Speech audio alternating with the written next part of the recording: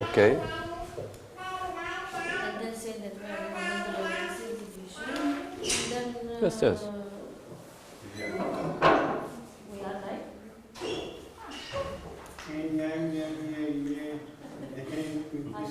So, hello everybody.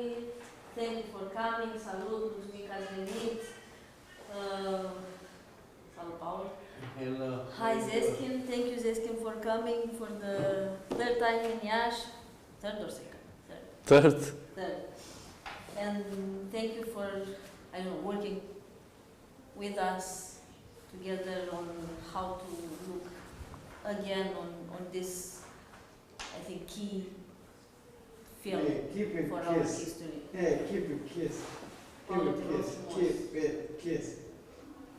So, Sezgin Boynik, born in 1977, lives and works in Helsinki. He has completed his PhD, I don't know how to say the name of this. Jyväskylä University. Jyväskylä University Social Science Department on the topic of cultural politics of Black Wave in Yugoslavia from 63 to 72. He has been publishing on punk, relation between aesthetics and politics, on cultural nationalism, Situationist International, and Yugoslavian cinema. He co-edited the reader Nationalist and Contemporary Art with Nina Henriksson, Rizoma and Exit Press, Pristina 2007, and co-authored the book on history of punk and underground in Turkey between 78 and 99 with Tolga Guldari in Istanbul 2008. Pass. Apart from scholarly work, he is also active as conceptual artist. Recent articles include new collectives, retracing images Brill, Boston and Live in 2011, cultural policy of Dusan Makaveyev, Kino Journal number 15 Ljubljana 2011. This contains with theoretical practices in contemporary art, Journal of Visual Art Practice, London 2011, Art of Slogans in 2 parts, TKH number 19 and 20, Belgrade 2012, Social Surrealist, Historical Materialist Thesis on the Mystery of Art, Open Space Journal, Vienna 2013, Marxist Leninist Roots of Zenitism, Film Collective, Frankfurt 2013, Counter Godard on Makabayev Anti-Formalism, Kino Journal number 15, Ljubljana 2015, and Between Privileges of Unlearning and Formlessness of Anti-Knowing, Ideologies of Artistic Education, Inca Press Forms of Education, Seattle 2016. He is also author of artistic books, Counter-Constructivist Model, co-authored with Mina Henriksson, Labyrinth Press, Stockholm 2012, Still Stealing Steel, Historical Materialist Study of Sound, Rabra Publication, Tbilisi 2014, and Noise After Puppet, Language Unrestrained, Spectre Books, Leipzig 2015. He is both editor of Rabra Journal for Politics and Formal Inquiries in Art. So. Yes. And I want to say more that we are now, I think, I know for sure this is the second presentation inside the Harun Farocki exhibition Between Two Wars. We have here about 6 hours of film, 4 videos in this room, 2 in the first one, and that's it, yes. Livia, thank you for this introduction and thank you for inviting me to give this presentation and discussion afterwards about Harun Farocki. So all this interest, I mean, my presentation here is actually a result of our year-long now sort of debate on how to make sense of Videograms of Revolution, Harun Farocki's film on Romanian events from 1989. And it is also, we have discussed on this topic not to understand only the historical sort of contradictions and interesting questions that are still very demanding, I think, and in some way also actual. But then how art generally is dealing with the historical events, with the political dynamics, and what is the relationship between image and representation, between politics of the image. So now briefly I will present something how I understand what is interesting in Harun Farocki films. You have this very interesting exhibition which Livia and Florin curated on Harun Farocki, that you can see how many interests this film director had since 60s until today. The exhibition has works from the many interesting periods of Farocki, and you can see in 80s many essay films, in 60s more directly politically involved, but still films that require abstraction, that require some sort of analysis, some sort of using the film as a research, which I think that is like a core point of the Farocki. Then using lot of archive material, this kind of citational films or compilation films as it is called, one about the prisons here. Also he has a similar film that is quite largely circulated and shown about workers, called Workers Living Factory. That is also the question that I would somehow ask in the end in discussing the videograms of revolution, because what happened in '89 and afterwards, and still today, what is very alive in that event, in that contradictions, are question of economy, politics, and the question of labor, of work, the privatization, transition, all these things that are sort of joining when we discuss the post-socialist condition. Farocki is, when you write about Farocki or whatever you read about Farocki, is always about image. More or less he made the film sort of as to visualize what is the theory of image and how that image can be seen can be used in our understanding of the world situation. So that's quite important thing. I have some notes I will read and slowly open some parts, but if you want to, if you have some immediate question, just ask during this reading. So there is a lot of writings about image as sedimentation and inscription. That is important in the Farocki and other militant and experimental filmmakers, documentaries or fiction. This inscription has to do usually with historical and political background. It is as well directly linked to constructions which could be translated to political language as class struggles. Maybe I had this now immediate entry point, but I will open up what I mean by this question of class struggles and images. Because the concept of class, as it is entered to the theory and artistic practice through Marxism and communist experience, has associations of forms of unevenness, heterogeneity, asymmetry, and all kinds of aporias, contradictions, difficulties that Farocki's films are familiar with. Also on the level of the content, the questions that I mentioned briefly that has to do with, in this case, of the videograms of privatization, so let's say the political dynamics, or education related to it, the collective learning, the popular uprising also has to do with the question of class. The main thing which is uneven structure or organization, that form is crucial for Farocki, and it is related to the very nature of the filmmaking.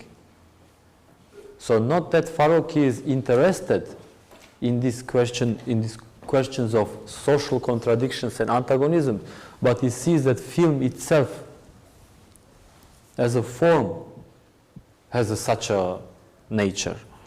The film is, with all its aspects, with its overall apparatus, an uneven, heterogeneous process. This is best described by Farocki himself in the text translated by Tom Hollard about his Marxist film projects on collective learning that he directed at the beginning of the 70s with Hartmut Bitomski. Hartmut Bitomski is another German film director which worked on a couple of projects with Farocki, very interesting, not as much circulated and as much discussed and known as Farocki, but nevertheless very interesting, not only as an author of the films, but also theoretician and a writer. He wrote very interesting texts on how to make a political films, how to construct this. And Bitomski made the films based on using the already existing materials very beautifully, constructed a nice films, for example, how films are made during the Nazi period and how the images were used. And he made one film that is maybe the most known, called Dust. I recommend you if you are not familiar with his work. So I cite their text from beginning of 70s. Roughly classified, film is there to reproduce the commodity of labor power, commonly called entertainment. Film is there to convey information, in brackets productive force, and to produce information, the science of the productive force, in brackets. Film is there to lend qualifications. It shows that these functions interfere with and delete each other if they are not firstly separated. And because of this heterogeneous situation, because of this unevenness in the films can be so many things, it is very suitable for Farocki and Bitomski to use a film for collective learning.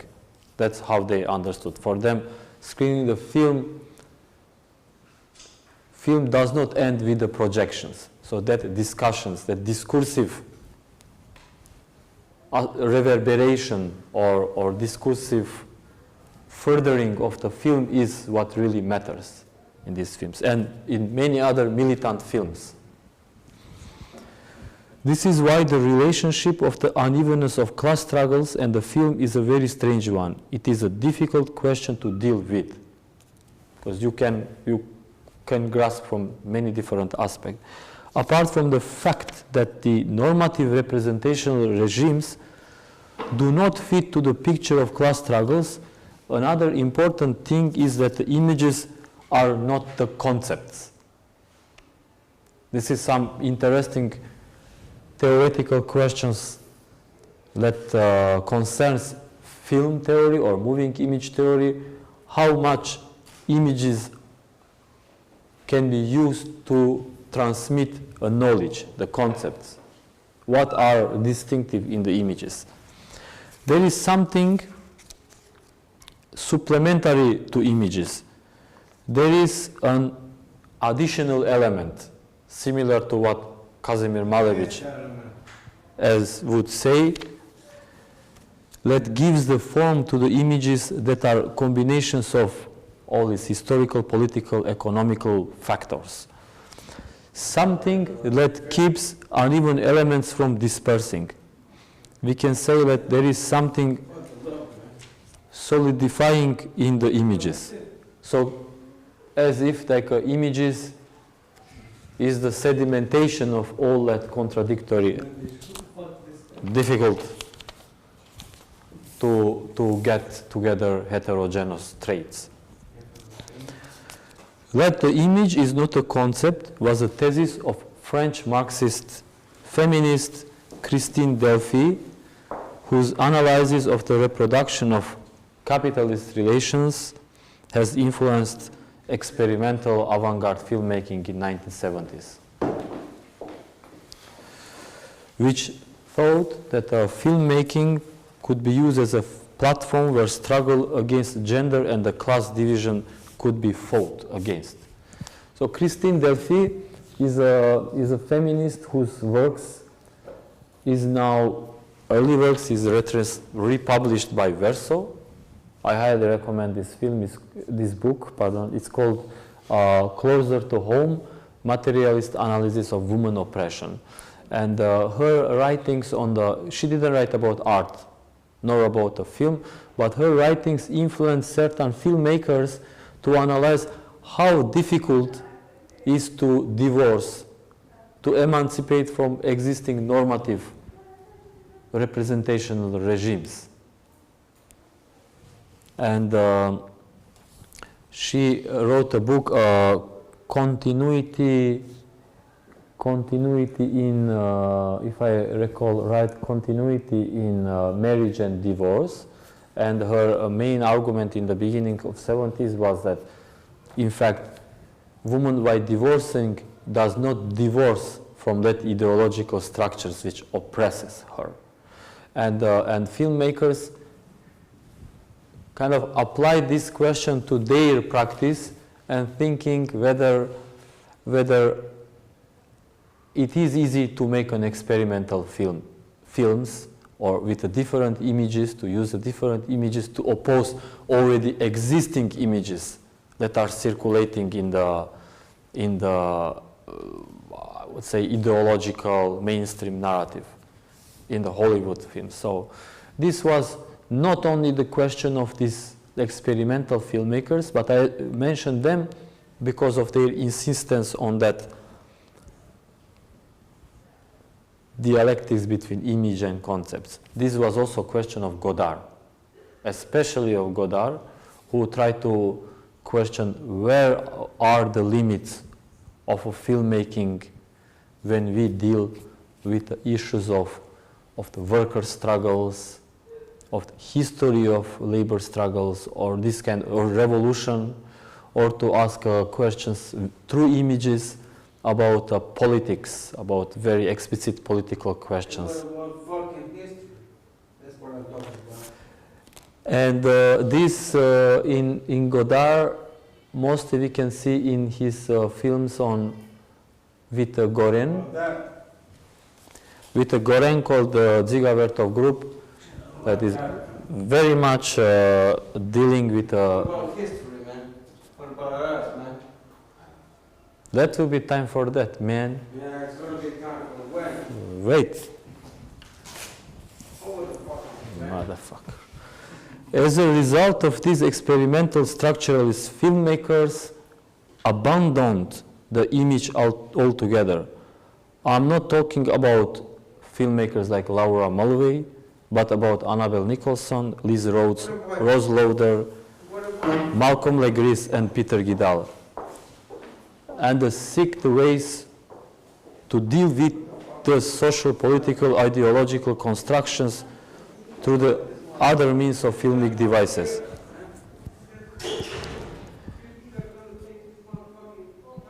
The question was not necessarily about the image, but about the relationship of references and uneven elements figuring in the film.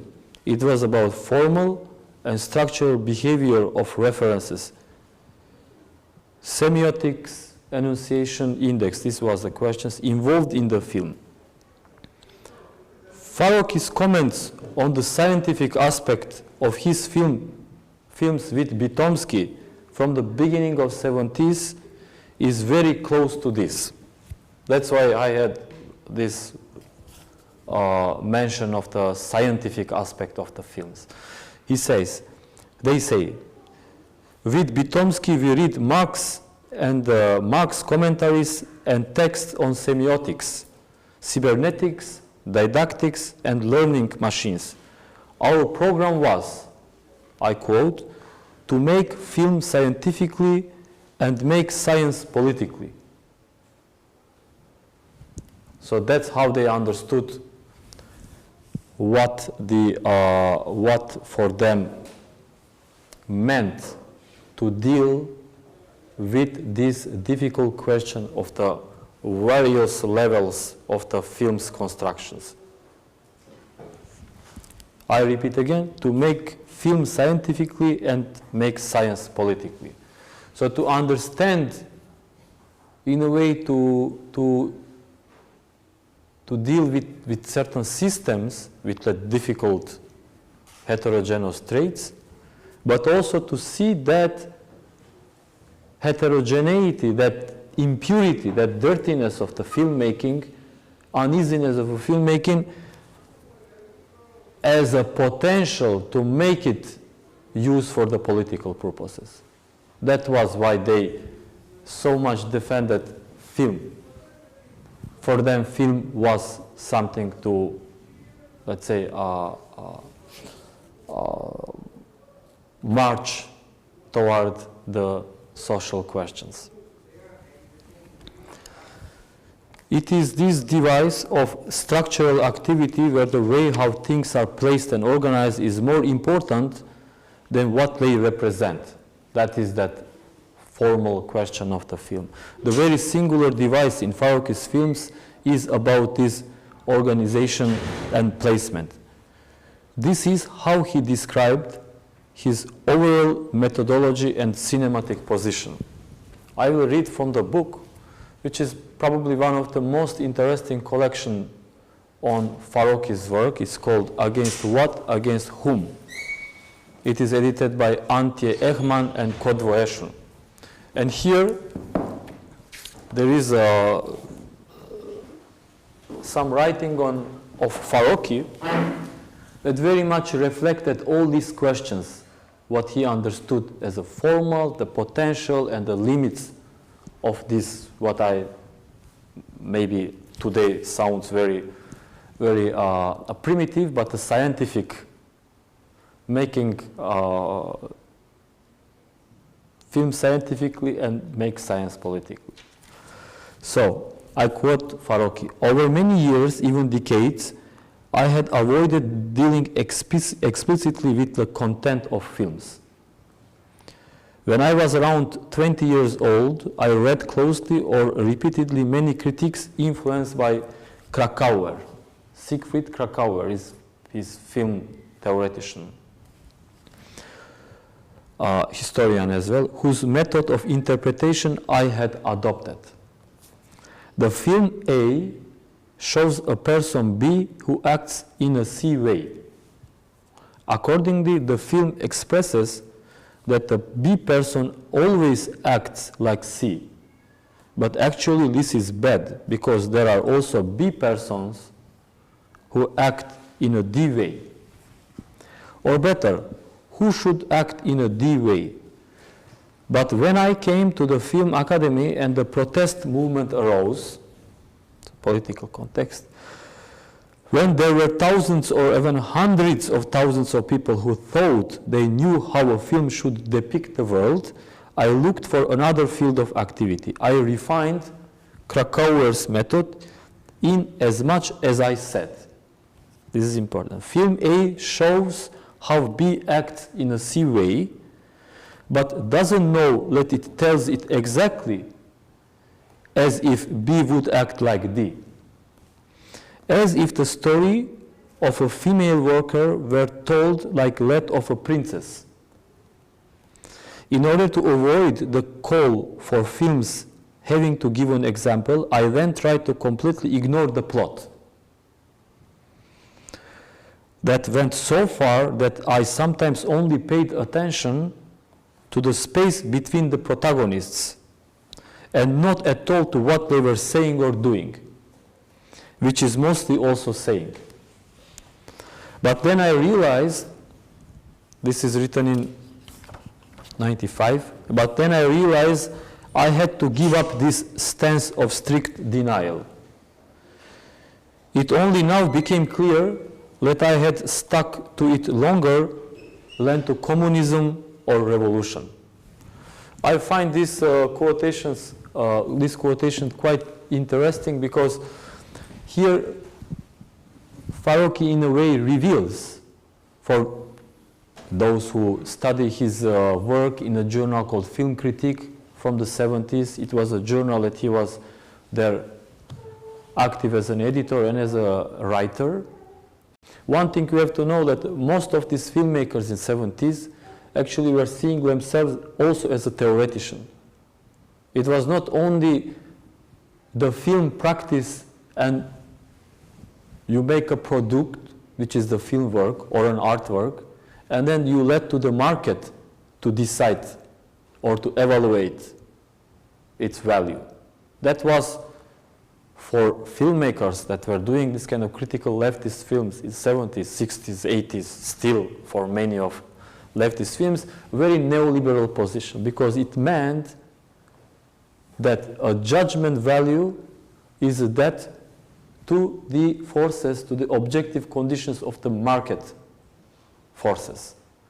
And with market forces, there are many, let's say, representatives of that market forces involved. These are either curators that could choose to how to distribute the film or artwork, or film critics who would, in the way, say the last word about film. These filmmakers, since they've been aware of, let's say, inherently political, social aspect of filmmaking, they had taken matter into their own hand, which means they were also writing a critique to each other films. They were publishing a journal, and in many texts, in this same book, there is an article by Olaf Möller, who is a film programmer, and he writes about that magazine, Film Critic, and if you read this text, you will see how important was that little tiny magazine, this Film Critic, because it was the platform. It was same for Godard, who also was involved in journals like Cahiers du Cinéma, Cinétiques later, Cinétique, and for other filmmakers as well. You don't let the market to move your film. You do yourself, because that's the thing. It's all about discourse. It's all about discussion, making that film to open up the questions, not just to jump over it. And here, so if you browse these journals, these issues, you will see that they refer very much to Russian formalists. And this reference to plot and the story that Farocki is making case of is directly coming from the work of Viktor Shklovsky, who was writing in 1920s and in the 1910s, during the revolution and after. These are a group of Russian art theoreticians, mostly dealing with literature, poetry, but also wrote about film. And they very much thought of that question of plot, how much is content and the structure complement each other or oppose each other. This is very, very rich literature. Farocki comes from that background. His early texts are full with references on that writings from 20s that were written on very difficult moment, like Farocki's in late 60s, early 70s, which was all these students' demonstrations, workers' strikes, liberation of third world countries, imperial wars in Vietnam and other places. And so they wrote in that world. They wrote in that world and wanted to make films that further advance film's language. It's a very difficult position. But they had a precursors even, that is Shklovsky and others, and they took very much influence from them. Now, it's very rarely discussed, very rarely mentioned, this relationship, but there are a very strong one. So, here is what I just read, yes. This relationship of things that I read from these quotations between let's say, distance of the things, elements in the film, movement, the forms, and all these, how things are put, how images constructed. In the film, that this persisted even more than communism is a very important, very curious thing to remember. I think that this is the key to understand the overall Farocki's cinematic device, and especially now when we will turn to some questions regarding the videograms of revolution. But I think still that in a way these formal questions, these lines of intersections of cinematic movements and communism are corresponding to the same world. How? It is not a coincidence that Farocki mentions these two traits in the same sentence. I think he somehow thought that this aspect of filmmaking and the communism has some similarity, but what? To make this correspondence clear, I would like to open up the discussion, this thesis, further and look at yet another aspect of the question of conceptual status of the image. Because when we say communism, we cannot just reduce it to the form. Of course, there is like huge literature on communism, revolution, Marxism, and form. There is Friedrich Jameson's book called Marxism and Form. Of course, mostly dealing with like how literature theoreticians were influenced by Marx, but there are further texts. There are texts of Karl Marx himself looking at when he analyzed the Paris Commune in his book called Civil Wars in France, written after Paris Commune in 1871, when he describes how a new way of organizing the politics emerged.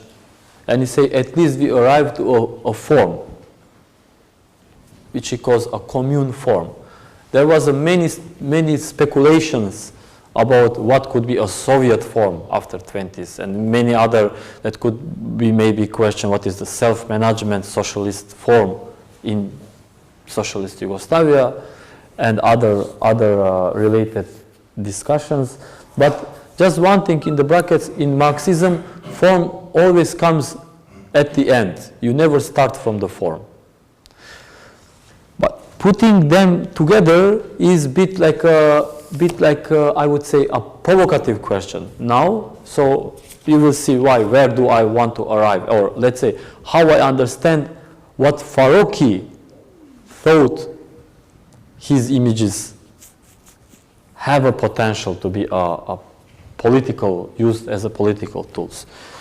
Farocki said in the interview with Thomas Elsaesser, another film writer, this, I quote, "I probably write, or rather occupy myself with writing in order to determine the difference between film and text. I want to make films that are not that far removed from texts and that are nonetheless very distinct." Farocki had written a lot. He has books published by Sternberg quite many years ago, collection of his texts, brilliantly. That's why many people who write about Farocki, including myself, feel very uneasy, because he wrote a best, he wrote amazing. His films are really good, the way how he uses image, how he brings different images together, but the way how he writes has also a very distinctive, very peculiar flavor, very enjoyable sort of narrative. And he has one book I read recently with Kaya Silverman, who is a film theoretician, and they watched films of Godard, some 6, 7 films, and spoke about these films. And they watch also Gay Science Godard's, that very experimental, very political film. And Farocki makes a comment that these films has a particular difficulty to be watched as a film, because Godard in these films, and even more, what I already mentioned with Goren and what he made with Goren, called as a Zigavertov group, is that film became as a blackboard table. So it's like notes after notes. You know, it's the textual question, this conceptual, cerebral problematics becomes very present. And maybe he questions this, I think interview is made in the 90s, so already Farocki is quite much far from the early 70s militant, radical science, politics position, but still there is some tension in there, like how far film can be pushed to that textual direction. And from that chapter, when you read on speaking about Godard, you can see that he is not so easy about that. He's not so fine with that switch. Many times, Farocki wrote about the same things, same topics that he filmed, to trace what is very distinct in the images will allow us to come closer to the core idea that the images are not concepts, and as well to speculate how the images that are not mere concepts could represent political dynamics, such as class struggles or revolutions. One way to approach to this question is to ask what grants the access to the images which texts do not have. Mostly in the interpretations of Farocki, it is the element of violence, the force, the coercion that grants the distinctiveness to the image.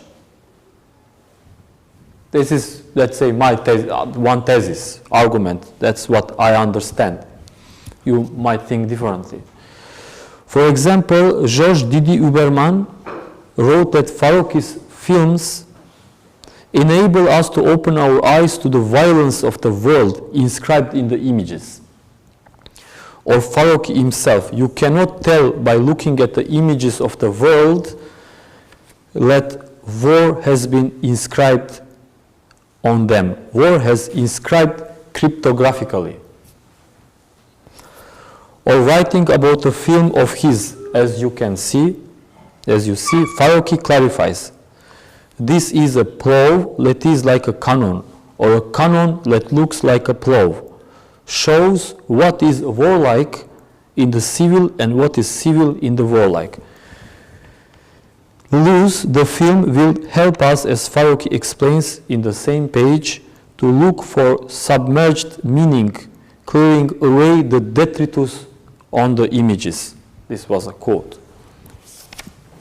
So I repeat, to look for submerged meaning, more or less sedimentations, clearing away the detritus on the images. The main thing in the inscription of the violence and the force is the force in the images, or let's say force that images can make us to see it in a different way than the text does. The question is, if I go back to the point where I start from, are the excess violence, the force sedimented in the images a result of the contradictions stemmed from the class struggles? This might look as a very speculative proposition, but considering a combative spirit of Farocki, this is not an exaggeration. That's his essay films are rather different than Chris Marker's.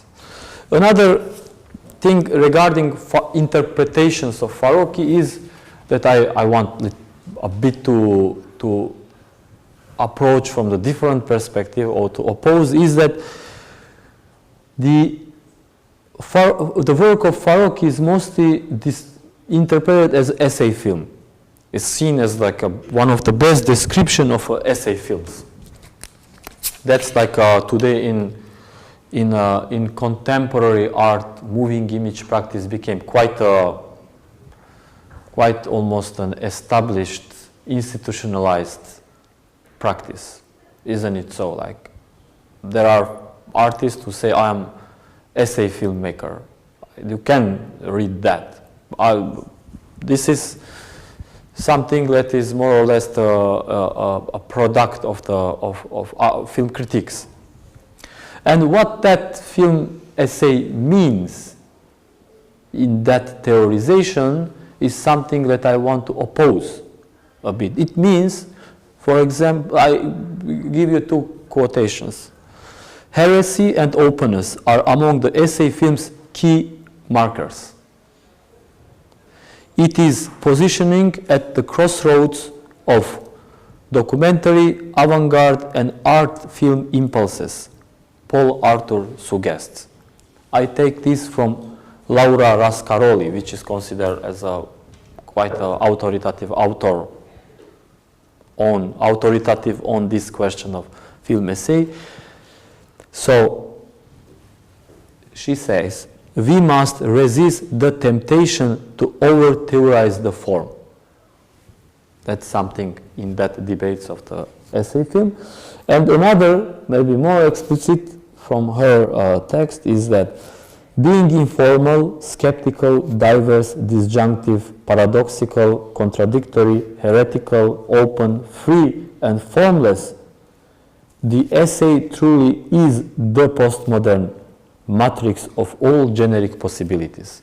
Here, postmodern is not necessarily referred as something from the being something as a critically.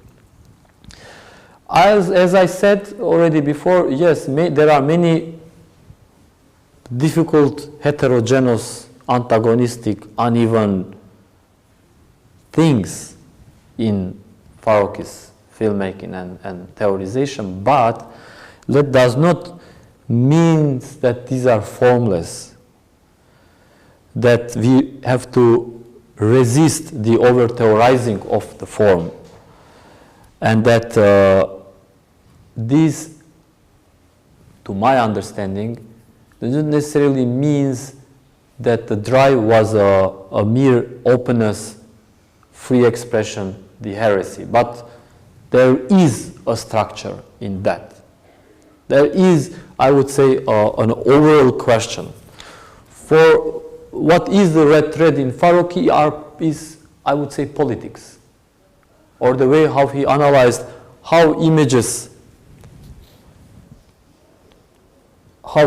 are reproduced and even produced, and how much we can see war inside them, which he thought to be a very capitalism. For Farocki's films, not only the one which is here, inscription of war and the images of world, which you can watch in this exhibition, but also the film I mentioned. As you see, between two wars, many other of his works are saying that wars is equal capitalism, and the circulation, distribution of the images could be entered from that problematic. And especially today, when war got yet another sort of quite strong meaning in our contemporary lives today, globally, makes Farocki's understanding of that potential of using a film for research, for opposing these connections, let's say military-industrial complex, if you like, is even more urgent today. It's like somehow I have a feeling that today we have a lot to learn from Farocki. Indeed, many people claim this. Considering from the fact how many retrospectives, how many discussions on Farocki we have in all around the world, from Korea to Romania, from Spain to Germany, wherever you want.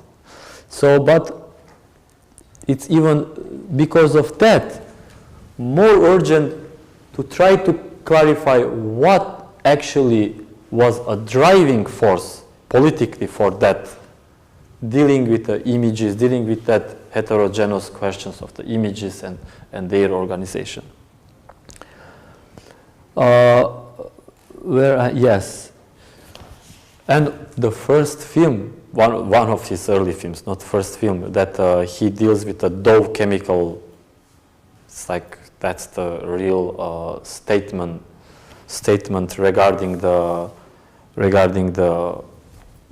war and how the film practice can oppose the war without reproducing or without dealing with this question as some sort of traumatic psychotherapeutic, some sort of like a very excessive situation.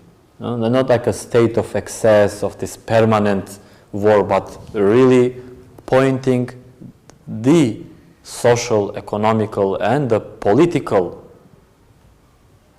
conditions of what makes this war machinery to run, and what would film, how could film react. So in this film, it does not use the gruesome war images, and that's the starting point of his film, without using this burnt skin, burnt Viet Congs, without using this sort of images that do not necessarily make us to question the social background, the political background of the thing that we are against, that is the war. You know, he was always against of that sort of identification. I go to one little different theoretical reference now, to Peter Osborne discussing the social ontology of the image. Peter Osborne wrote a really fascinating text about photography. Maybe you are familiar with some of his writings on time, on contemporary art, but his writings on photography are really quite, I would say, useful for this question. The social ontology of the image came closer to the thesis that the image acts like capitalism. The principle is based on what he says, infinite exchange.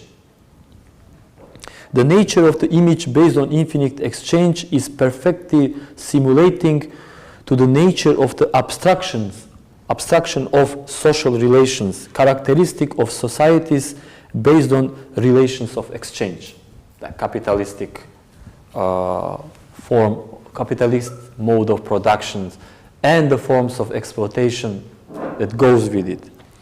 This is what makes images so contradictory. On the one hand, it is a source of capitalist mode of abstraction, but on another level, it offers a real abstraction from this mode of capitalist exchange, which is a precondition for Marxist criticism of that relationship. The labor of abstraction, which Farocki is set to expose in the detailed way in his films, let's say inscriptions of war, and text that accompanied that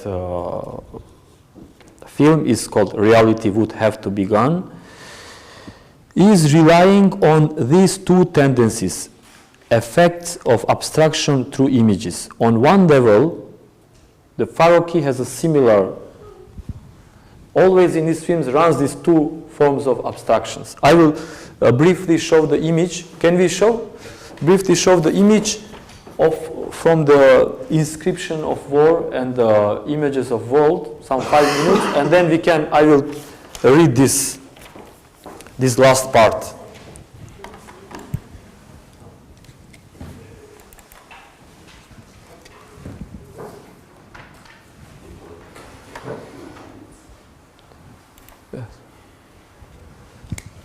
Yes.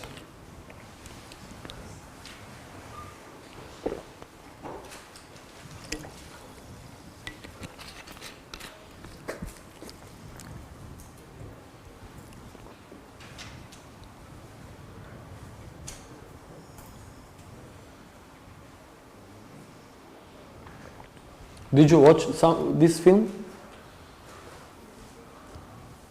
Which is it there? Yeah. Maybe it's a bit difficult to watch, like to have 1 hour there. But now just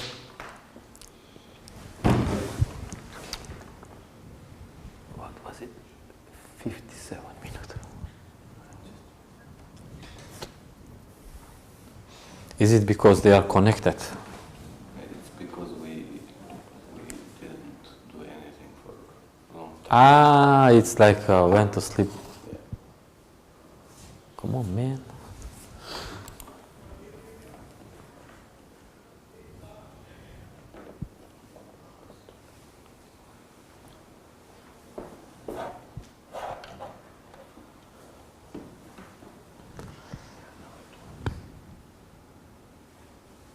Yeah, because it's, to me, we talk about abstraction, it would be very abstract to talk about these things. Ah, it's okay. But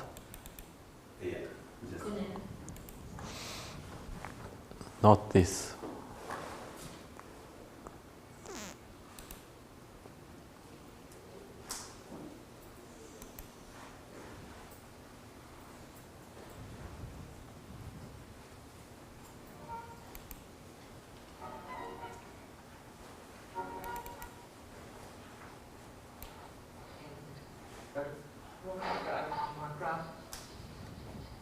Okay, 57.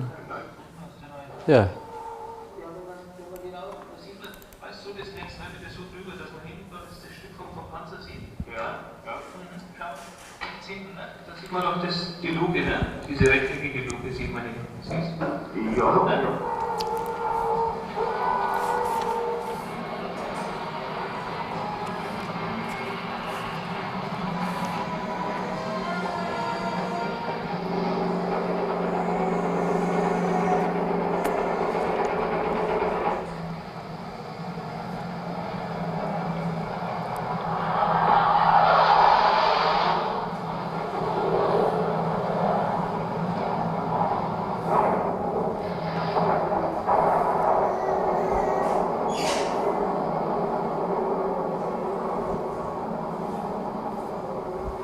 Kleine haben wir nicht mehr empfunden als den neuen Panzer.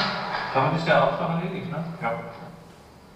In the Second World War, the railway station downtown in Hamburg had buildings constructed around it, and on these buildings and on the station roof were painted paths and trees.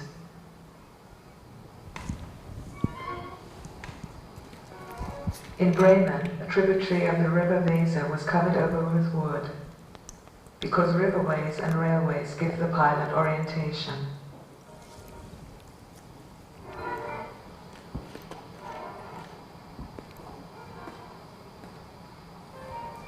Now the river Weser looks like an area of agricultural production, reclaimed land.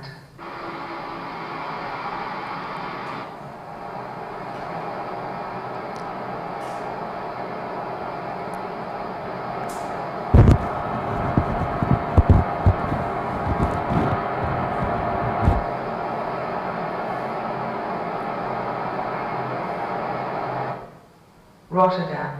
The petrol tanks were covered with camouflage nets in which dummy trees were planted.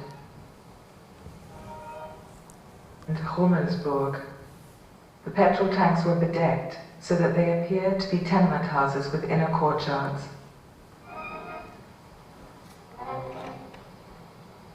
The Nazis brought out a book with guidelines for optical illusion painting. perhaps an anti-Jura, perhaps an actualization.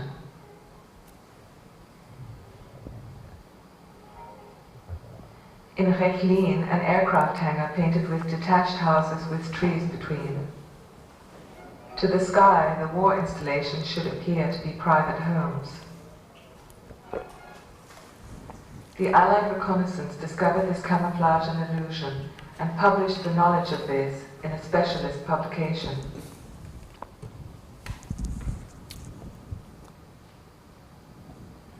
The cover blown in Nordholz on a dummy airfield, which was intended to attract bombing attacks.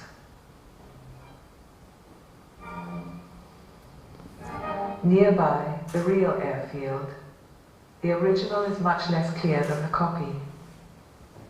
Beside the real world is set a second world, a world of pure military fiction.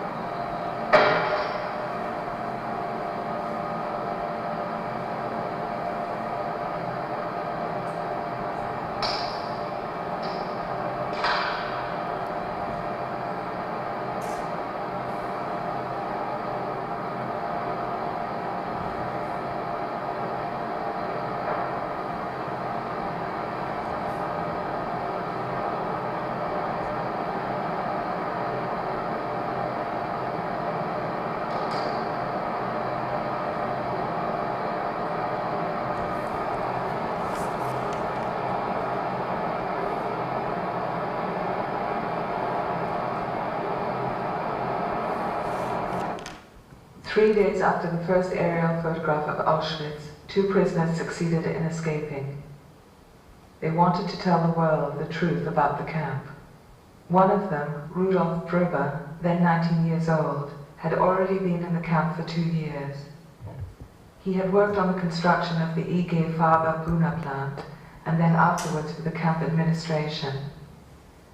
There, he had to search through the possessions of those who were admitted into the camp, alive or dead. The Nazis called these possessions effects. Among these possessions of his fellow prisoners, Brüber also found things to eat, which sustained his strength and life.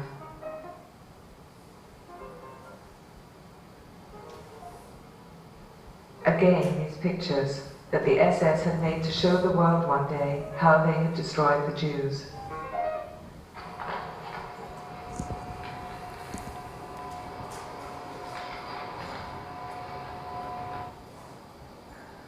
Among the shaven heads, a girl who smiles. In Auschwitz, apart from death and work, there was a black market. There were love stories and resistance groups. Alfred Wetzler had worked in the clerical office. He committed to memory the date, country of origin, and the number of the new arrivals. In April 44, Brüber and Wetzler had to work outside the electrified boundary fence. They hid under a pile of boards. To keep tracker dogs at bay, they laid down Russian tobacco soaked with petroleum, as an experienced fellow prisoner had advised them to do. This is a very interesting film. You still have some days to watch them. But the things that questions that I already opened a bit about the war and images you have clearly in this film. But you have to understand this: the war, what they understood, it was not as a mainstream interpretation of war. It means it was not a Rambo question. It was not a question of like a war happening and there is a human hero that you can identify with being good or fighting against a bad. This is not. This is something more fundamental. That's obvious because they are making different sort of films. But when we put this question, when we open this question of the relationship of image and the war and the persistence of war in how we understand and see the world and how we organize our theoretical, artistic works is quite, I would say, strong. It changes so many of our perspectives, matrices of what is the political film. Of course, this needs more to be theorized. And by the way, this how the war and the image and the filmmaking was, as I said, quite a big question, not in the film, avant-garde, it's kind of artistic or militant films, like Godard did this amazing film with Goren where they analyze Jane Fonda's one image, how she looks at Viet Congs when she visited North Vietnam, called Letter to Jane. You are familiar with this film? 1 hour, they just analyze the image how Jane Fonda looks at these two Viet Congs, and they make such a deep analysis, seeing the way how her dad, Peter Fonda, and other Hollywood actresses, seeing the natives, how the war is there, how the war is inscribed. Another film of Dziga Vertov group about Czechoslovakia in 1971 called Pravda is directly dealing with this question by asking whether Czechoslovakia is a socialist country or the country of where people own the production, when Czechoslovakia is selling arms to Western countries.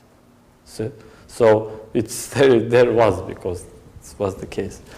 And then there is one book I recently read, but I'm still quite much under influence, now reprinted, called Revolution on the Air. It's by Max Elbaum. He discusses how in US, after '68, there was not a diminishing of the revolutionary student organizations and that actions, but its opposites flourished. It was more and more because the question of war became quite on the main agenda of these groups. He mentions a lot of them, not all, many of them which are blacks, Asians, Puerto Ricans in US was involved, part of that group, and they published thousands of journals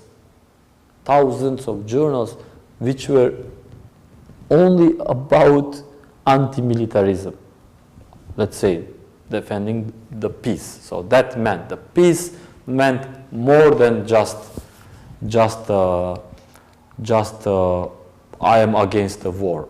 It was then, okay, what is the next step? It required the reformulation of what we understood, what state is, how state is related to capitalism, how state and capitalism together is in this armed business, and what we understand of nationalism when the different nation states in fact collaborate on that industry, on that business, when on the representational level they kind of could have nationalistic or oppositionary positions. But on the higher level, there is quite a very well non-coercive kind of collaboration. These are simple questions, like I am for peace, even that we are for peace declaration, when took to the end, requires re-questioning or redefining things that we understand most of the time spontaneously, without these effects in a rather different way. So that's the abstraction. But going back to this film, I said the labor of abstraction, which Farocki set to expose in the detailed way in his film, like Inscription of War and Text, reality would have to begin, relies on these two forms of abstractions, two ways of abstraction, two images. On one level, there is objective, computable, and indexed abstraction, serving usually for oppression and predetermined tasks. And then there is a combative, subjective, humanist abstraction. In the film, when we encounter the aerial photograph images taken by the allies of the concentration camp at the Auschwitz in April 1944, the images, drawings of Rudolf Vrba, and the diagrams and images of Albrecht Meydenbauer's scale measurements, which is also in this film, but I didn't want to keep this part a bit more longer. Following one another, actually we are not only conceptualize the horrors of the objectivity, but we are also given the clues to perceive, to understand in which way this objectivity of the image is the play between the distances, alliances, conflicts of point of views of different ocular planes. What we think about political conditions of fascism and Nazism is very much determined by the way how our eyes are related to the world that we want to understand. For example, in the case of Inscription of War, we have abstraction exempting any, getting rid of any contingent learning, this planes aerial photo of camps. So the Allies, US forces, took the photo of Auschwitz, but they couldn't find that there was the concentration camp. They interpreted it differently. If they made a bit more analysis, they could. The film is all about that. How images can abstract, how can show us something about the world.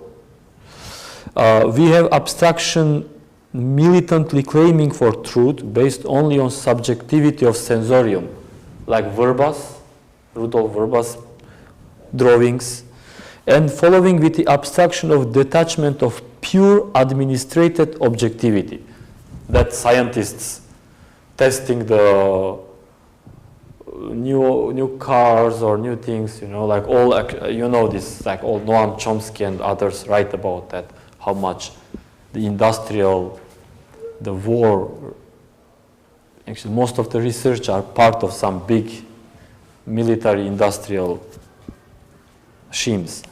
This interplay is also between the sight and the gaze, between the sight that we are conditioned with its contradictions, the sight I wrote overdeterminated by contradictions, and the transcendental speculative position, the objective abstraction, that goes beyond these frictions. Farocki, with these images, gives the picture of the struggle of abstraction. He is on the apparent plane considering the considering the opposition to the image as a measuring device which ignores chance and subjectivity. But on the level of the theory or methodology, he is looking at the ways of how to oppose the interplay between image and text in the writing of history. This was a quote from Farocki. He is looking for the ways to oppose to the easy understanding of the texts that should make images accessible and images that should make text imaginable. George Lukács, writing on the relationship between objectivity and subjectivity, could be also placed in that, and how they are in literature, in the novel, giving or misgiving the totality of the social dynamics. Oh, that's his theory. The image that's supposed to grant a heuristic, meaning learning possibility for viewers to enter into the world of this force, violence, and struggles, has to do this in the fullest sense. It has to bring forth the contradiction that text cannot do. This is why Farocki and other writers, filmmakers who look at other writers who look at his work talk about, I quote, the image which escapes representations, which is incommensurable or undecidable, or reveals the imperceptible politics that images of the world conceals. As now we enter to some very speculative realm, but I'm finishing now with this. Or as Farocki himself, quoting Raymond Bellour, talked about the unattainable images. Sounds very mystical, but when you know the background, like today, Raymond Bellour's text, this unattainable image, is seen as a entry point to all what Farocki did. What I claim, that they should be served as an exit point. Because if we enter to a work, to the film of Farocki from that unattainable or undecidable discussions, then we are missing that Farocki, in fact, with all his might, was fighting against certain conditions of the world that we are in, this capitalist world. So Raymond Bellour indeed said, and indeed Farocki quoted many times, is this: moving image is peculiarly unquotable, since the written text cannot restore to it what only the projector can produce. Two dots, very important. A movement, the illusion of which guarantees the reality. So this, and I have a more written text about how I interpret the image of Farocki and what are the further philosophical, I would say, some ideas about that. But what I want to say is I was equipped with this theory of the image in Farocki, and 1.5 years ago here we watched, actually I proposed to watch Videograms of Revolution together with some of you who are here now, and then it followed with very interesting discussion. Because I really thought that this film, Videograms of Revolution, is quite one of the Farocki's best films. A film that in a way you can, where all these discussions boils down, where image really directly confronts that difficult questions of social dynamics, like in the case of 1989 events or revolution, or some say coup d'etat of Romania in 1989. Okay, so now in order to enter to this, I will show rather bit different maybe from what we saw, a piece from Andrej Ujica, which is called Autobiography of Nicolae Ceausescu. He made that in 2010, I think, 2010. Ujica is a co-author of Videograms of Revolution with Farocki in 92. And this is a scene from YouTube. Okay. What we have here is this. It is a moment of a Warsaw Pact last meeting. Happened in Bucharest in July 1989. You can recognize Gorbachev, of course Ceausescu as well. So what we will watch some 6-7 minutes. The film, you know, of course, is autobiography, is made of citational film.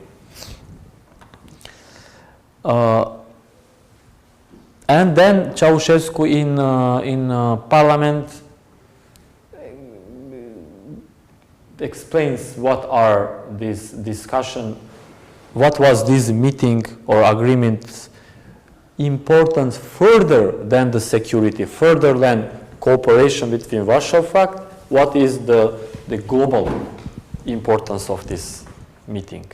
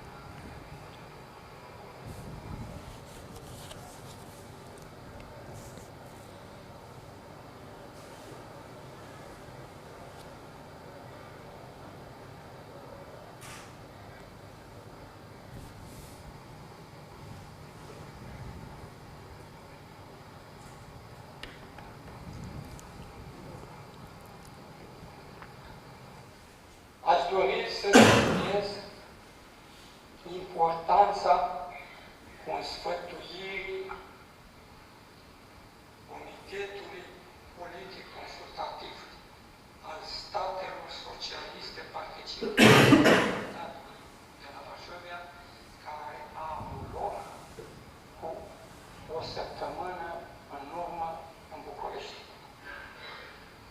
Acordarea această consfătuire o atenție și problemelor economiei mondiale și îndeoseb situației țărilor în curs de dezvoltare. Aceasta pentru că actualmente situația țărilor în curs de dezvoltare este deosebit de grea. Mai mult de 4 miliarde de oameni trăiesc în sărăcie și în acest deceniu situația lor a continuat să se înrăutățească, în timp ce țările bogate și din acesta, desigur, un mic bogăți au acumulat anual 10 și 10 de miliarde de dolari din țările cu de dezvoltare. Este o situație care nu poate să continuă mai departe. Așa reprezintă lumea spre care unii domni ne îndeamnă să revenim. A inechității, a șarfului, a asupririi. Am cunoscut-o sute de ani și 100 de ani sub capitalism aceasta. De aceea am declarat că pentru noi a pus întotdeauna respectat o asemenea cale. Poporul nostru spune câteodată că aceasta se va întâmpla când o face flocul mere sau chita mișunere.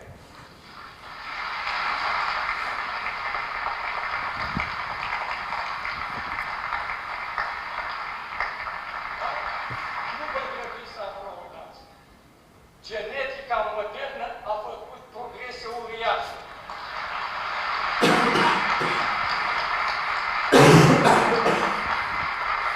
Și e posibil să ne întâlnim cu flopi și cu richită care să facă miști, dar nici atunci, care în asemenea situații, nu vă mai minte întoarcerea înapoi. Capitalismul în România a pus pentru totdeauna. Poporul este adevărat stăpân și va rămâne veșnic stăpân, fără destinele sale, o bogăție din țară.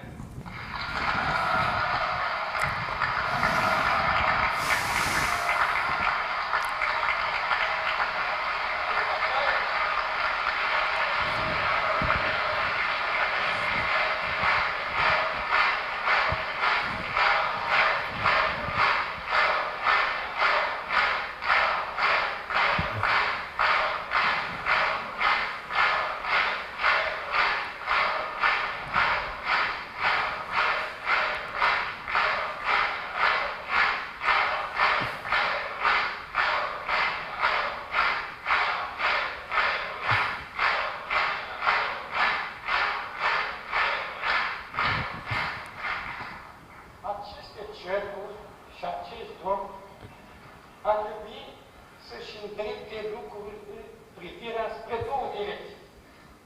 Cum să se lichideze asuprirea țărilor în curs de dezvoltare.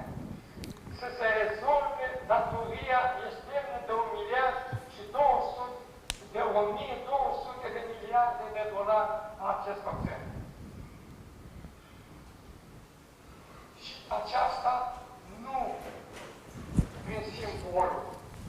Simbolismul o fi bun în artă, în economie și în politică, nu face doi bani. Okay. So, why did I show this? I think, but look, this what I'm going to present now are preliminary sort of questions, preliminary remarks that we have written, I have written, we have written with Livia and Florin. That is how to look at the videograms of revolution from Farocki point of view. Of course, it is made by Farocki. Let's say, how to put the old Farocki against this Farocki. It's like sort of Farocki against Farocki. In a way, also in Videograms of Revolution are those questions there, but bit latent. By this, for me, this was very interesting, the end, of course, that symbolism maybe is good in art, but not in politics, you know. And what mean that? What is in this case important in regard to what I have talked about from the Farocki's early work, is that indeed 4 billion people were in poverty. This is direct question of 1% that rules 99%. This a political analysis is based on that very strong neoliberal, very strong capitalistic, coercive, aggressive sort of destruction of the rest of the world by US or European powers. And by capitalism, we don't even need to point it. By G7, actually, 7 countries. There is excellent book published a few years ago by an Indian theoretician, historian, Vijay Prashad, called A Global South. It's about the Global South. It's called, Poorer Nations. He has also another book called Darker Nations. In Poorer Nations, he set to analyze and research based on very deep archival materials that in fact everything was done from 70s onwards, and that in the late 80s, completely consolidated in 90s, and today we see we are in the worst case scenario, to destroy any sort of solidarity between developing countries. Any sort of economical solidarity between developing countries. What means that? That any sort of economical independence, autonomy of the dependent countries, non-alignment movement, third world countries, that oppose to the capitalist tariffs, that puts their own prices, that's opposed to the capital G7 regulations, was with a plan systematically coerced and destroyed. If the democratic means were not sufficient, then many times, maybe in the most of the cases, the military intervention was used. My question is, so first preliminary remark, shall we look at what happened in Romania in 80s with this event, whether you call revolution, let's say Romanian Revolution, and all that difficult questions from that global point of view. Like this scene, you cannot see, this talk, you cannot see in Farocki's movie. In Videograms of Revolution, I would say like this: Ceausescu is not discursive, cannot speak. He is reduced, like many other sort of political or oppositionary, like also Lumumba, Gaddafi, whoever opposed to this Western understanding of like capitalism, who insisted on different economy, is seen outside of a discourse, outside that they cannot speak. There are no theory behind it. And to what it is based, that understanding of the politician, in this case of Ceausescu, I refer to a literature, of course, English language. There is plenty in Romanian that I cannot read. Many of these texts are interpreting Ceausescu from the personality of cult theory. And that personality of cult is, for example, even in the text that I recently read, published, meaning last year published, in New Left Review, leftist journal, based in London, by Alexander Klapp. Do you know this text? Alexander Klapp.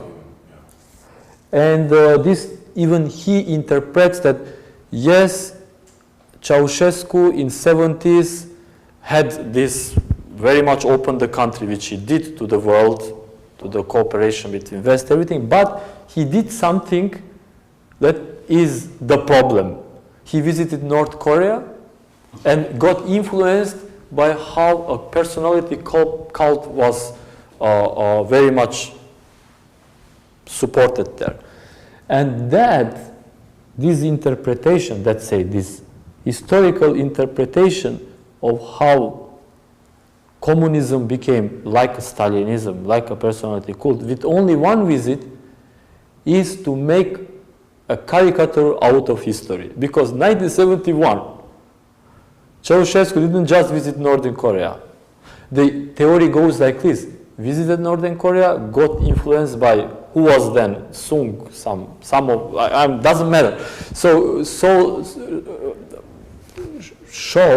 He saw how this person is very much valorized, is very much iconized, and came there and gave a text to be translated from the North Korean to Romanian that is seen, I saw this account in many places, I'm sure you are also familiar with, as a point of emerging the personality cult.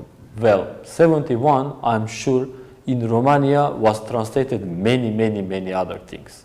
Probably even Marcel Proust was translated that year. Probably many other things, and especially this kind of political document. So this sort of fantasy historization is definitely an ideological representation. So this is the image emptied of all that what Farocki insists, many layers, complexities, antagonism. So what I want to say is not to defend Ceausescu. You can see here in the parliament or the People's Assembly, whatever it was, huge picture of him. And it's like, there was that. But it is very simplifying, it's even the fantasy to explain with only one determinant. This is, to say it very simply, this is very elitist understanding. This is very patrician understanding of how politics function. Politics has many determinants, many complexities. So the idea is to reintroduce this complexity. Then many texts, other thing that we think to enter to discuss is that there is no credible narrative of the events of 1989. It's really very complex, and I feel quite in a difficult position to talk to you about this, but I rather keep myself talking about image, not historical situation. And so what was the Videograms of Revolution? Please. Maybe it was just the gaze of the West, because that was the first event. That was like the first reality show of the 20th century. Before that, the CNN became broadcasting news 24/7, starting with saving a girl. A girl was saved from a pit, and that's how the CNN started becoming the news broadcasting show that will show continuously just news. But with this event, there was something more interesting, more like a hyper event that was happening and was capturing the attention. And in that sense, I think Farocki, together with Ujica, when they composed all the videos, they just composed the gaze of the West, what they could see and they couldn't understand. So I think the layers don't overlap before, within the film, but inside the gaze, like the unknown truth. I absolutely agree with you. So you know what I now think we can do? We watch this, let's say, the iconic moment of from the Videograms of Revolution, 3-4 minutes, and let's see how it was interpreted. I think, yes, that where this all, you mean that the revolution was here televised? Yeah. It happened in such a spectacular way, and then it was like, there was no, it's unprecedented event that happened within the television, within the mediated image, and gave us a possibility to look at how revolution, image, all these things are related. And this is what Farocki did, didn't he? The second level questions, the second order theorization is whether he did how he was doing before to other images. How did he make the way how he was working in inscription of war? Did he use the same methodology, same device as in Autobiography, pardon, as in Videograms of Revolution? Is question to be discussed. But let's watch this. It's just a few minutes.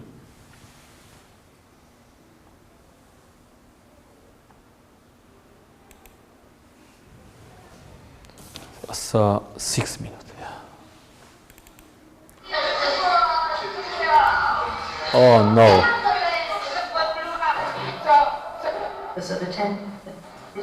Pardon for this, but like this is usual Farocki, okay? Analyzing the temporality, the different densities of the image.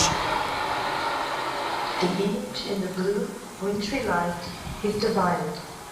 The walls in the foreground and the action in the background pertain to different temporal frames. The image is unequally divided. The major portion is occupied by the foreground, which is not the focus of attention. The event has been shifted to the background. The camera gets as close to the event as the lens allows.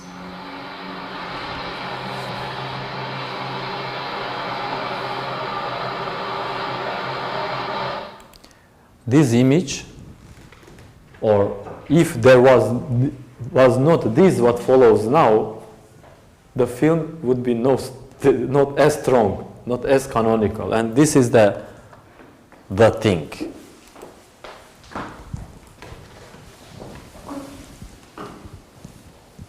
Dragi tovarăși și prieteni, cetățeni ai capitalei României socialiste, doresc în primul rând să vă adresez dumneavoastră, participanților la această mare adunare populară, tuturor locuitorilor municipiului București, un salut călduros, revoluționar, împreună cu cele mai bune urări de succes în toate domeniile de activitate.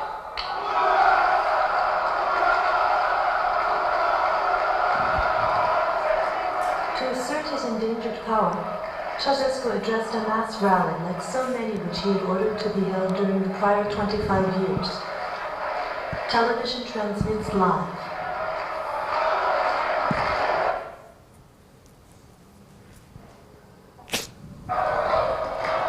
Doresc de asemenea să adresez mulțumiri inițiatorilor și organizatorilor acestei mari manifestări populare din București, considerând aceasta ca o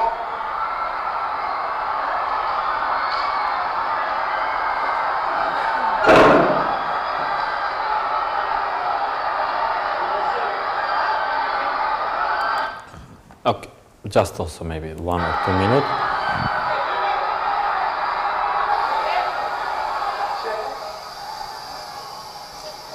At this point, the television went off the air.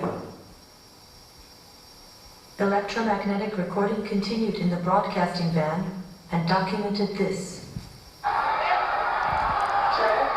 Command communication from the ruler to the people had broken down, and, as if there were a disturbance. Okay, now we know this film is all about that. You understand the image of the, let's say, to understand the complexity of the image and the uniqueness of this, what happened in 22nd of December 1989. But I have a doubt, to be more precise, we have a doubt that this description of the complexities, or how film deals with the complexity of images, does not deal with the entirety of the complexities and the contradictions. Does not, for example, this film this or that way address to a global situation. There is nothing like that. It is as if what happened in Romania, this is what you get in watching this film, is singularly Romanian, as if it is the singular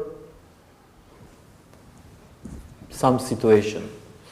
And that singularity, of course, does not enable us to historicize and to even add more complex, more circles to that. The one most annoying outcome is that Ceausescu and the communism is put outside of a discourse, as a question of power, as a question of solidifying a power, as a regime kept by the fear, by oppression, by paranoia, by darkness. It's very Kafkaesque understanding, and it is nowhere sort of directly said that, but all what we watch, all is trying different images, trying different ways of explaining what is happening there, de facto understands or guarantees that understanding. So maybe that's the bit problematic, and this is short of what usually Farocki does, which is, just to say this, a radical, deep distrust to images. But at the same time, if you go to the beginning and afterwards the end, when it's like the studio scenes, it looks very much like a soap opera episode. You know, everything is drama, because he starts with drama. It starts with, if you know, especially if you know Romanian, if you understand the latest overture. Yes, the first one. Yes. Okay. And if you take this into consideration, maybe everything is lifted up, and it's like just concentrated the idea that everything is on the screen. So you block communism ideology by putting it on the screen and objectifying it, and you know, extracting it from reality, extracting politics from reality, and closing it into the screen, into the TV.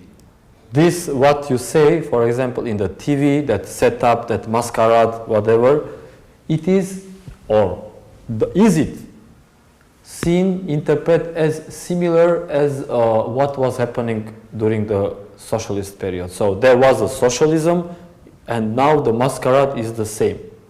You know, like, what was the mediated thing? What was very much a spectacle? Because that's the old theory of image, of the cult personality, cult understanding base. By the way, you can read, for example, text like this. I don't know this writer, but probably you know. Aurel Codoban says like this: the change of Ceausescu's public image from horizontal to vertical leader, phenomenon called in Marxist terms the cult of personality. I never heard that any Marxist is using cult of personality as any terminology, as any theoretical reference. This is not, first of all, the Marxist term, the cult of personality. But what I want to say, that the overall literature about this film Is it maybe because of film or not? These are questions, you know, preliminary questions we discuss here. We want to open up this, to relook, because now there is amazing new research made on the global things, on like image. We are more advanced than 1991, 1992. And why not to update a little bit these difficulties? So what I want to say is that continuity that is seen, what happened after the revolution with the spectacle, in fact, doubles the understanding, the spectacle of the communism. And the question is, what in fact Farocki understood of socialism, what he understood of Romanian socialism. That maybe it's not about socialism, it's not about communism, it's about entering in a new era of information, of power, where power is not necessarily in the shape of tanks, and it's in the shape of information, and how you can display information, how you can alter information.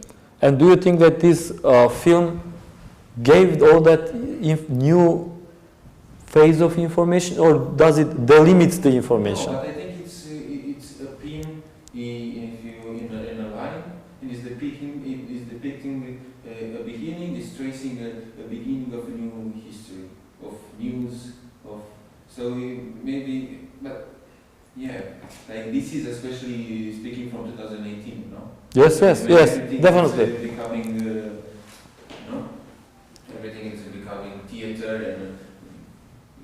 This already happened in 80s. Yes. That's why many people like Jean Baudrillard and others were quite interested in writing about this Romanian televised revolution.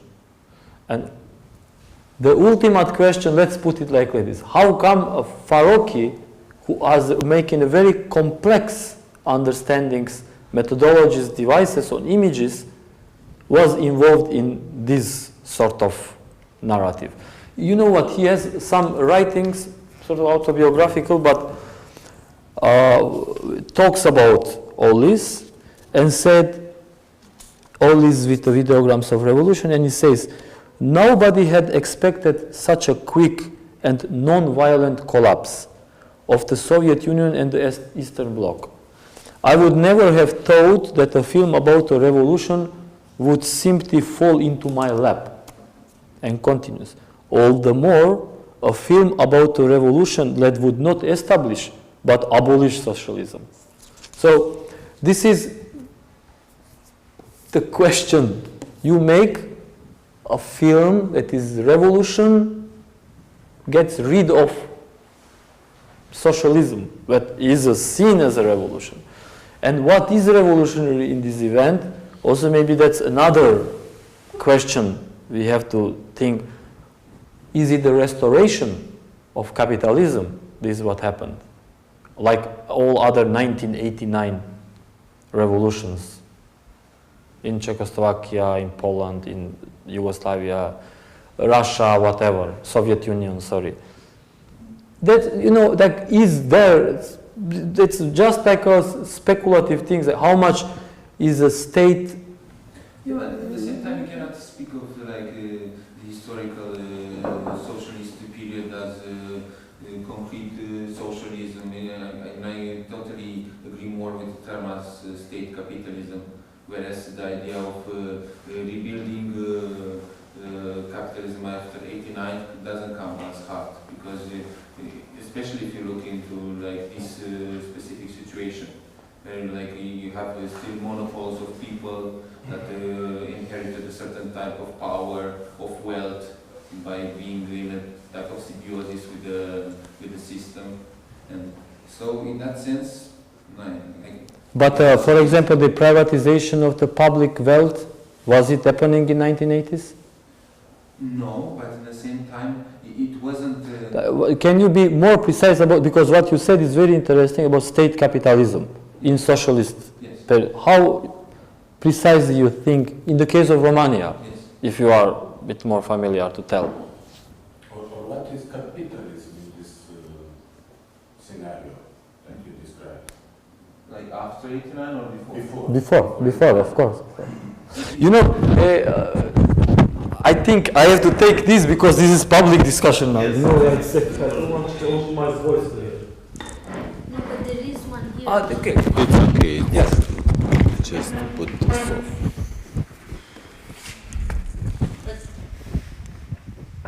Yes, people here, they cannot hear you.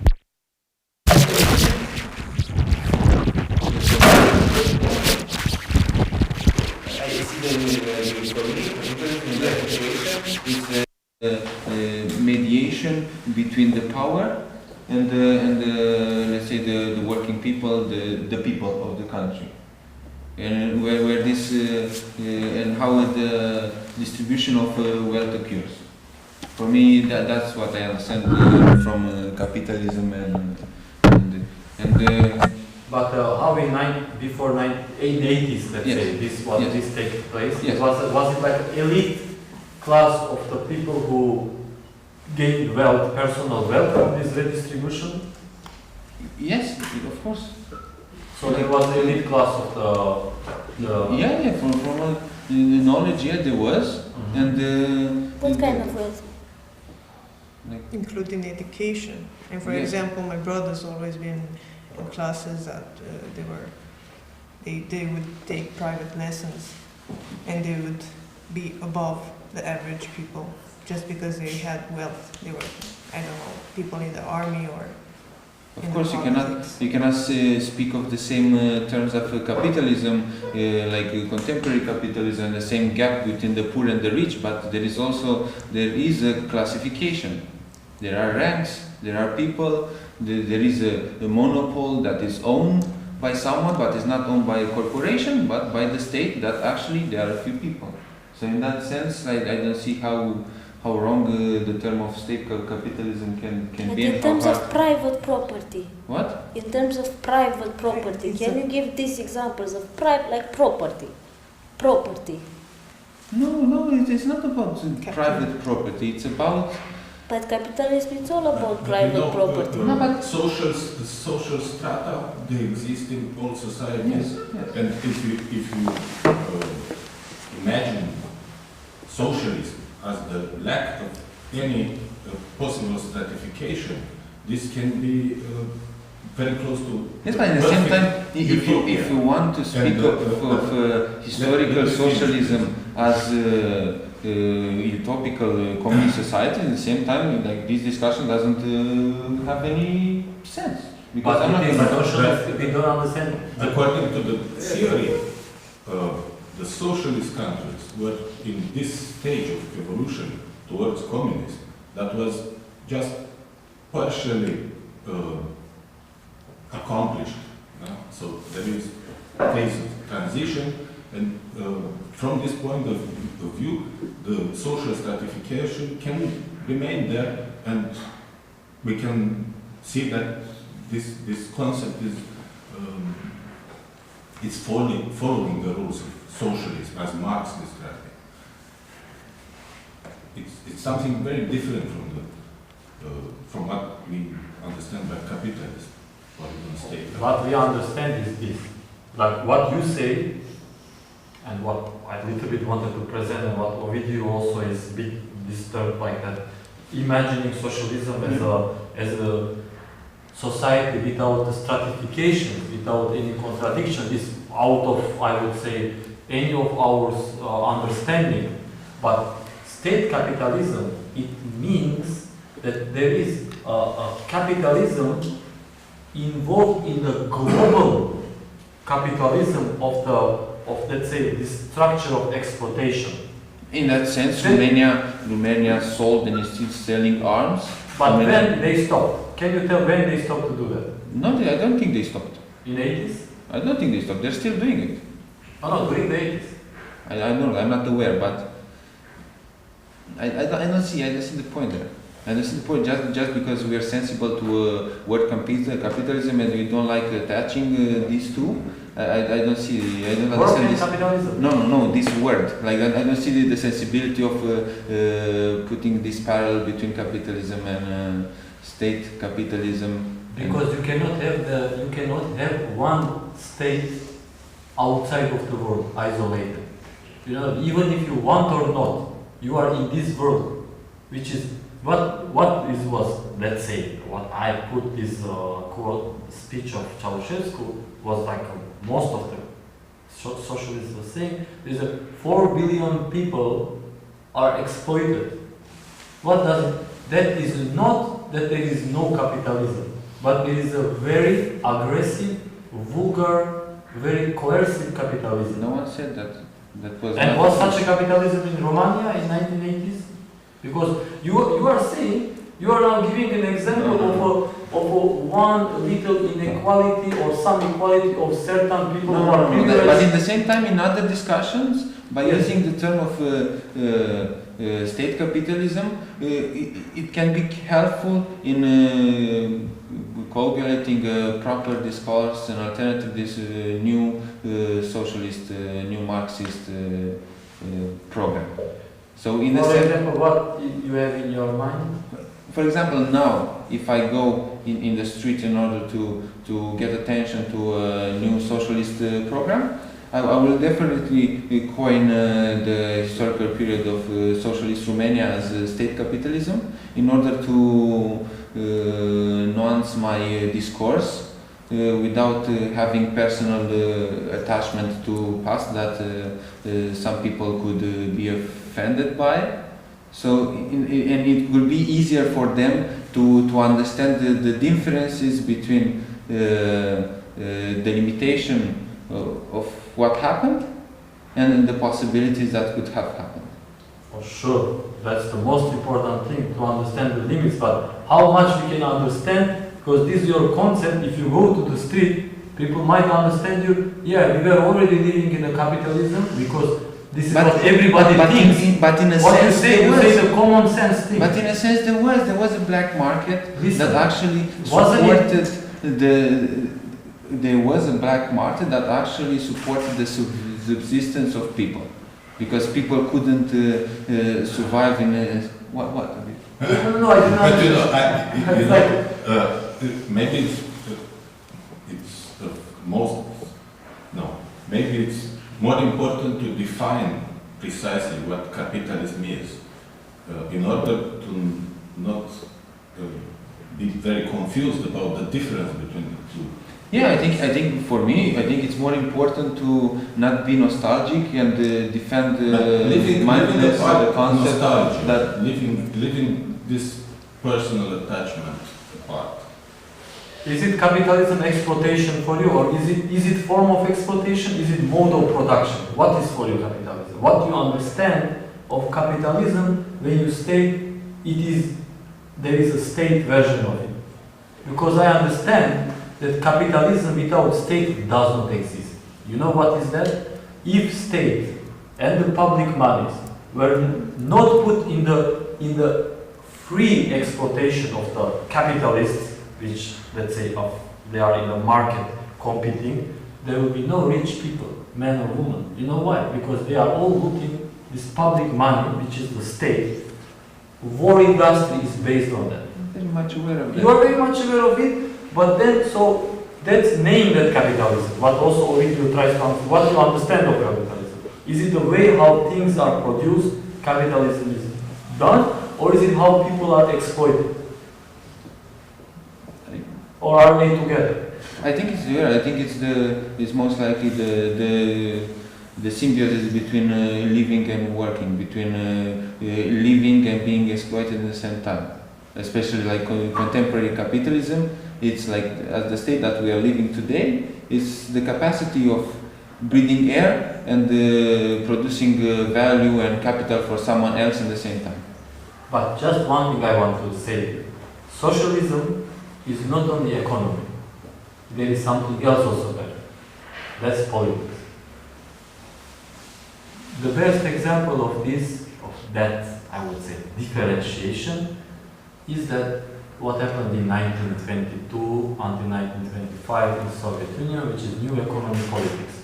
Within the socialism was introduced what you excellently state capitalism, which I don't see there is difference. State is capitalism. In Romania, there was always forms of capitalism. but there was a political drive. Like economically, there was existing. It is de facto, but then politically, there was at least a tendency, a strive to smash it. That was the ideal, withering away of the state, the Soviets, all this, that, or even making the question a global, not just your own country, your own people, your own nation, but global. When you say 4 billion people, is not only, I don't know, 25 or I don't know how many million people live in Romania, like 100 million people. But it's you politicize, and this is something that when we discuss socialism or socialist past transition, is usually forgotten. If it was only the technocratic aspect of a socialism, we cannot get further. And by politics, I don't mean utopia. By politics also means concrete things like people's rebellion. Here maybe it's also that, what to do with that people, that politics. And so we talk about politics rather, or I am interested to talk rather about politics than economy. Because we are, I don't think we are yet equipped, especially when dealing with images and questions of art, with that nuances of where to separate politics, where the economy, you know, there are effect, places where they merge, dissolve, again come together, but it's very complicated. Now we are more trying to understand. My initial question with studying these videograms of revolution would be, in best scenario, to find was a political anti-communism somehow politically anti-communism. Look, not economic, because what you say, you are absolutely right. I don't deny that. State is capitalism. No, if there is a state with all this emblem stuff, there is certain capital involved. But then political anti-communism, seeing in communism a radical evil, seeing in communism or socialism something like how can I explain? Like something like anomaly in the history, you know, like the history went out of race. Like we had this 40 years of madness. We were crazy, you know. We were like this. It was like so. Question was also Farocki did, especially in case of Romania, because it seemed very singular. Romania, by the way, is the first country who got debt from IMF, isn't it so? The first 71. It is the first country who paid the debt. And after that, happened this. So I don't say any deterministic causality, I don't find here, but these are questions to be open. But on this point, maybe we can even see that the fact that Romania was going against the logic of capitalism. Global capital, let's say. Huh? Yeah, taking into account this bank loans. Maybe this is the prime cause of the fall in '89, and for this violence and struggle. Yes, because many other falls, but this is violence maybe. Yeah, and this is a clash, no? You have a system which is not capitalist, it's against capitalism, uses capital according to the rules of IMF, and the clash is happening. Yeah, there are other questions also dealing with, for example, I read this excellent article by Conrad Petrovski and Ovidiu Țicindeleanu, I'm sorry, Capital Politics and Media Technology, Making Sense of the Romanian Revolution. They say the history of the post-communist transition can therefore be understood as a process of naturalized colonization, which is to say a process of top to bottom alignment of East European governmentality into the old order of real and or imagined Western governmentality, accompanied by the creation of a bit complicated here, of an epistemic framework of a discourse about the natural, normal, normative and present, which does not have to be called into question, which they call it as a colonial power, you know, the colonial power, coloniality of power. In this sense, the media of transition adopted a fully fledged function of acting as the vanguard of the coloniality of power in all sectors of social life. Coloniality of power is useful term, but think from that what Ovidiu also said, what I also mentioned in Vijay Prashad, of that huge coloniality of the global politics, then maybe it is not some inherent singular coloniality of power of Romania, but that's some other oscillation. You know, I would like to apply a bit more breadth to this Videograms of Revolution. I would like to re-edit it, to make it like a proper Farocki's film. By that I mean I would like to take off Ujica's influence. I think here to make a research of this film is to find what's the difference, what's the role of Ujica in here. We know that Ujica is quite open anti-communist, but his also understanding of film is quite strange, incompatible with what I described as a film theory or film practice of Farocki. He describes his filmmaking as, where did I write that quotation in the interview? Yes, this is the last thing what he says. Cinema is as a psychotherapeutic function over collective trauma. This is how Ujica defines cinema. There is nothing to define. Any example of such recapitulation of the cinema's research analyzes aspect in Farocki. So, and then I think there is some other aspects of that non-Brechtian, you know, identity, trauma, which when Ujica, in many cases, there is in that books that I just, this book published by IDEA, called the Romanian Revolution televised, or I forget what is called the book, but you know very well about the book. Like also there is some other longer discussion of Ujica on Romania. You can see all this socialism is taught with a psychological references. What your critique is very progressive, the state capital, but what we have in our hand in the literature is even more, it's terrible, it's very reactionary. It's like psychologization. I mean, you took this discussion to one part, which is very good. I would like to talk more, but this psychologization, this eternal suffering, this kind of unfortunately, this is the mainstream yeah, but this is the mainstream when proposed by an artist and maintained by other theoreticians. I have like this scholar, Constantin Parvulescu.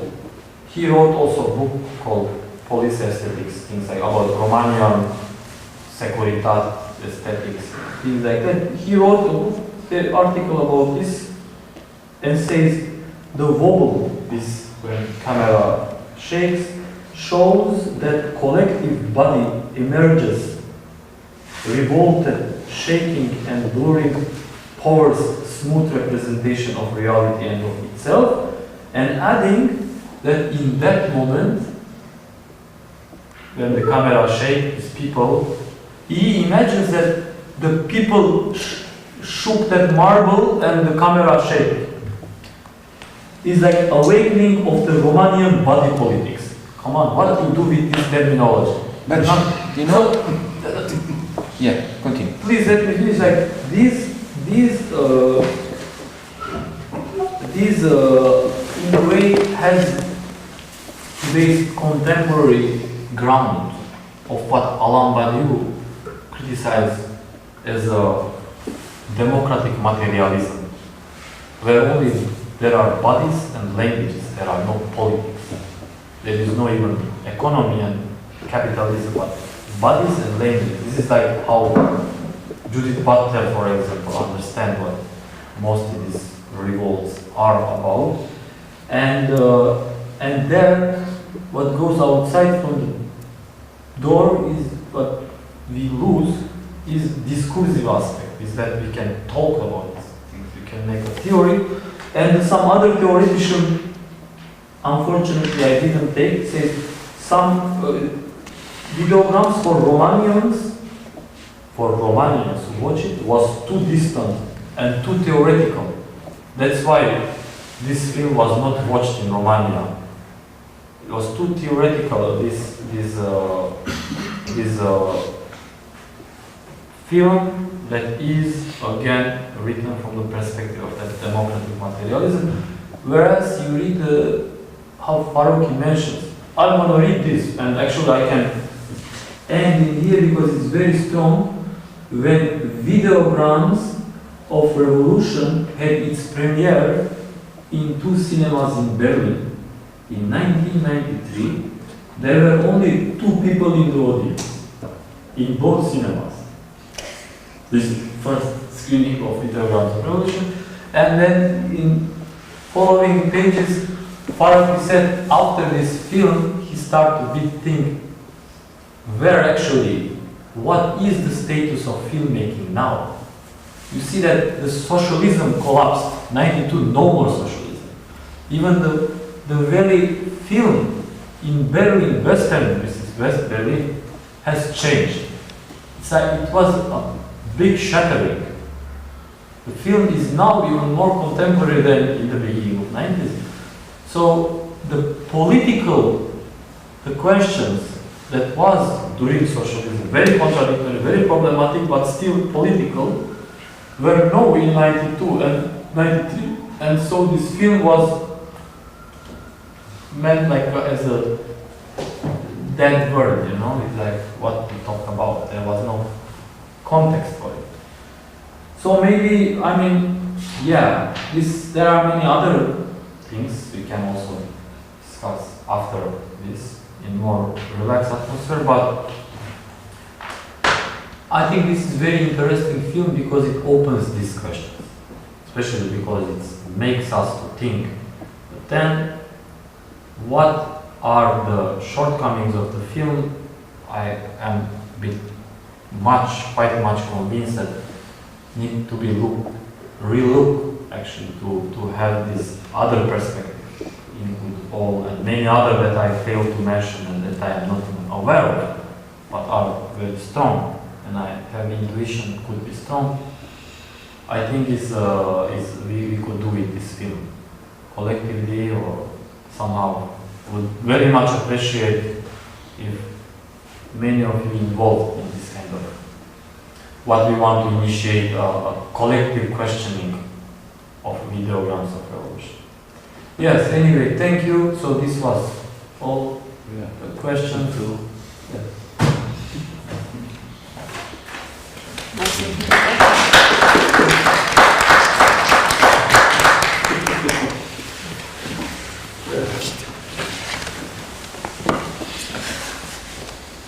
Can we have some drinks? Yes, avem niște vin acum. Avem și de țară și... And